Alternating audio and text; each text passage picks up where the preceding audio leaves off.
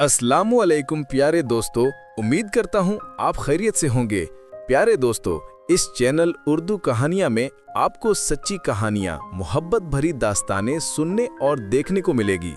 आप सबसे गुजारिश है हमारे चैनल को सब्सक्राइब, लाइक और शेयर जरूर करें। शुक्रिया। ये कहानी है सच्चे ईमानदार लड़के की। अली स्कूल जाते हुए सड़क के किनारे चल रहा होता है। अचानक उसे एक काला बटुआ नजर आता है। अली बटुआ उठाकर खोलता है। अंदर पैसे, शनाख्ती कार्ड और बच्ची की तस्वीर होती है। अली के चेहरे पर फिक्र और सोच जाहिर होती है।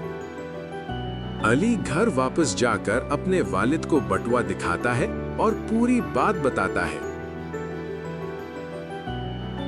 वालिद अली की तारीफ करते हैं और दोनों शनाख्ती कार्ड पर लिखी मालूमात से बटुए के मालिक को ढूंढने निकलते हैं।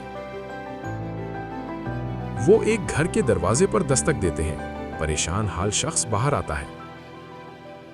शख्स बटुआ देखते ही खुशी और शुक्र से रो पड़ता है। कहता है कि ये उसके बच्चों की फीस के पैसे थे।